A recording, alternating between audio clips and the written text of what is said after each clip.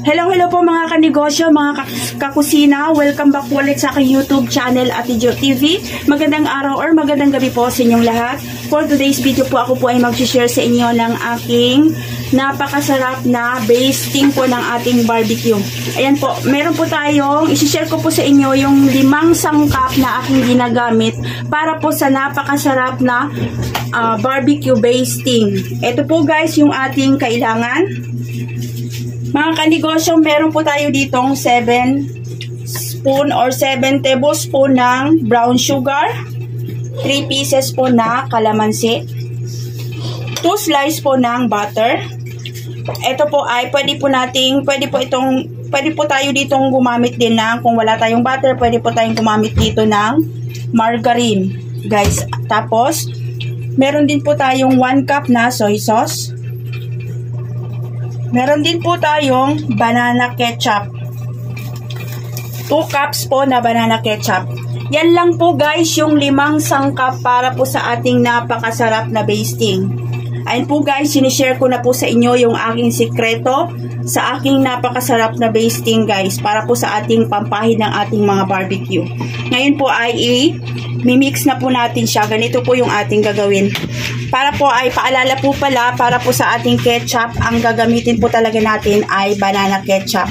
Kasi mas prepare ko po yung banana ketchup guys, kasi manamis-namis yung lasa niya kaysa yung ating tomato ketchup. Kaya po, para po sa ating pang-ihaw-ihaw, pipili po, marami pong mga banana ketchup po na mura yung ating mabibili sa palengke. Ayan, yung akin pong gamit na banana ketchup guys, ito po ay ayan. Hindi po ito sponsor. Ayan po, BBQ banana ketchup. Ang bili ko po nito sa palengke ay 75 pesos, isang galon, or 70 pesos. Isang galon na po siya guys. Ngayon po, ang gagawin po natin ay ito, ilalagay po natin yung ating ketchup sa isang bowl. Ayan, i-mix lang po natin. Ilagay lang po natin yung ating banana ketchup. Tapos po ay ilalagay din po natin yung ating 1 cup na soy sauce. Paghalu-haluin lang po natin yan. Tapos ilalagay ko na rin po yung ating 7 tablespoon na brown sugar. Brown sugar po yung mas magandang gamitin po kaysa white, para makapagdagdag na rin po ng kulay sa ating sauce. Ngayon po guys ay gagawin po muna natin, ang gagawin po natin dito sa butter ay i-melt po muna natin ito bago po natin siya ihalo. Mga kanegosyo, ayan po sa isang pan, sa isang kawali, nagpapainit po tayo. Ngayon po ay i-melt po natin yung ating butter. Lagay ko na po siya.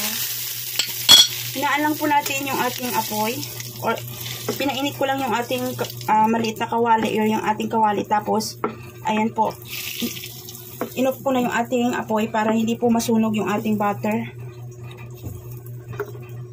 Tansyain na lang po natin na hindi po masunog yung ating butter. Kailangan lang po natin siyang i-melt, or kung meron tayong microwave, pwede po tayong gumamit ng microwave para po ma-melt yung ating butter.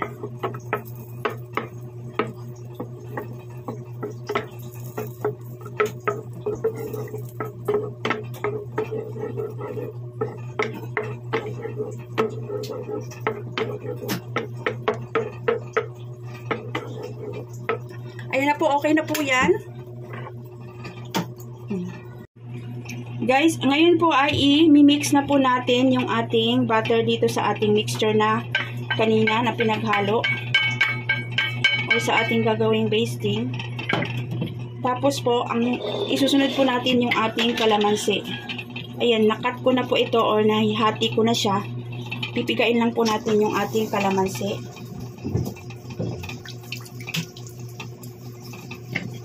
Tatlong pirasong kalamansi.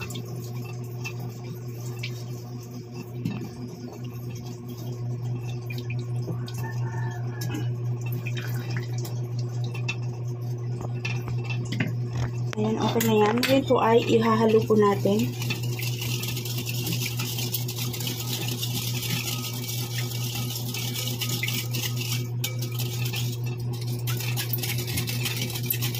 Mix lang natin maigi.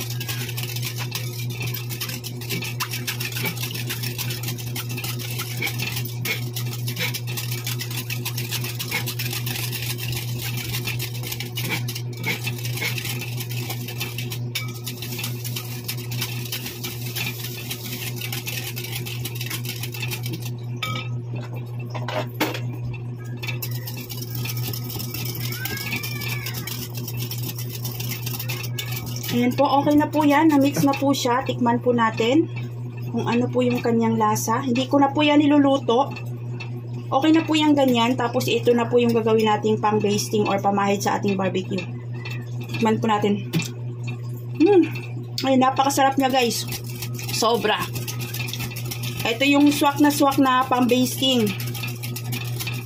Pag iniihaw po natin yung ating barbecue, ayun, nangangalingasaw na po yung kanyang amoy. Sobrang bango niya kasi dahil po sa butter na ating nilagay.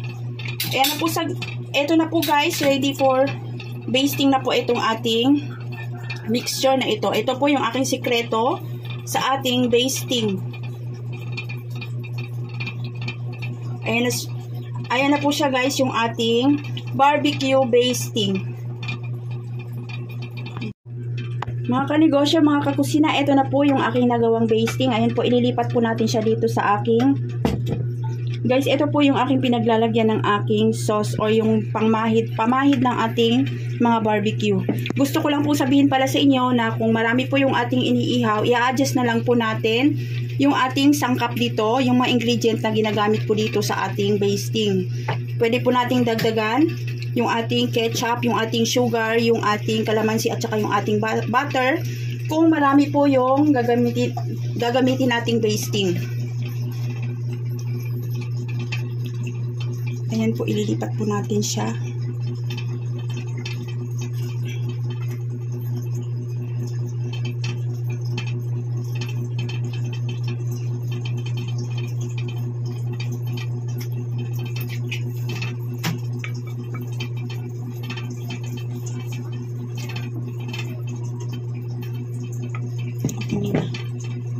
Mga kanegosyo, ito na po yung ating super or napakasarap na basting sa ating mga ihaw-ihaw. Ayan guys, kung nagustuhan nyo po ang video ko sa araw na ito, maaari nyo pong i-like, i-share, at paki-pindot po yung ating notification bell dyan sa baba para po sa update po kayo sa lahat ng video na aking gagawin. At kung nagustuhan nyo po, paki-subscribe na rin po. Maraming salamat po sa inyong panonood. Ayan guys, sinishare ko po sa inyo yung aking sikreto sa aking napakasarap na basting para po sa lahat ng klase ng ating mga ihaw-ihaw.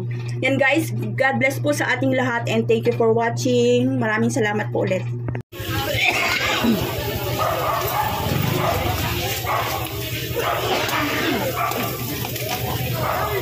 Nanginig ako.